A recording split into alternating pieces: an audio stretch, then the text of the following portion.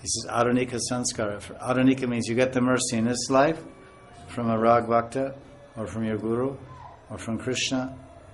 And then you can begin. That's the real thing. You receive the mercy, you have genuine Rag, and greed for these things, and then you'll read the appropriate books.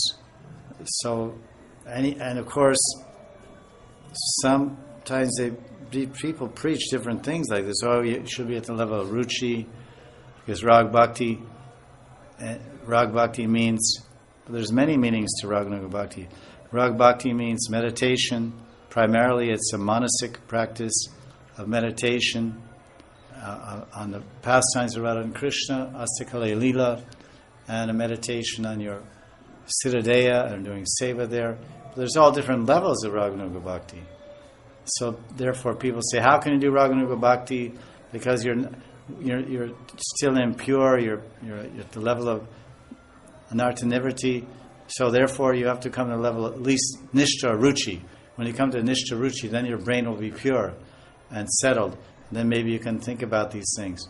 But even if you come to the level of nishta and ruchi, if greed has not been bestowed upon you, you still won't practice Raganuga Bhakti. So this is not in our books. It doesn't say that you can't practice Raganuga Bhakti till you come to the level of ruchi. You can't practice Raganuga Bhakti till you come to the level of nishta. This is what teachers, gurus, etc., Gaudiya teachers or even gurus may profess and even write about, that it's impossible to practice Raganuga Bhakti until you come to the level of ruchi or nishta. I've seen this on the net and read articles like this. There's nowhere in our Goswami Granths. They're not saying that. It's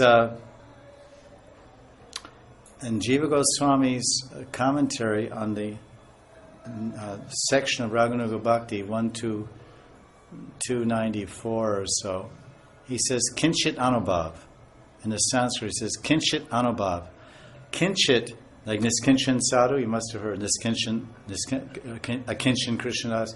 Niskinchan, kinchan means a little. So niskinchan means not even a little.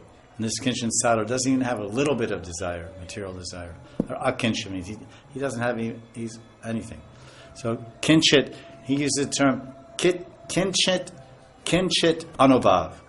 Kinchit anubhav means a little interest, a little experience.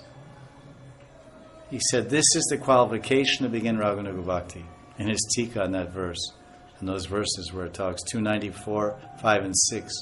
1, 2, 294, 5 and 6 of Bhakti Rasamrita Sindhu. These are the key verses. But the actual discussion of Raganuga Bhakti begins verse 270, 1, 2, 270, and goes to 309. It's about 40 verses. So he says, kinchit anubhav. It's just a little experience. It doesn't say anywhere in any tika you have to be at the level of nishta. This is the term, kinchit anubhav.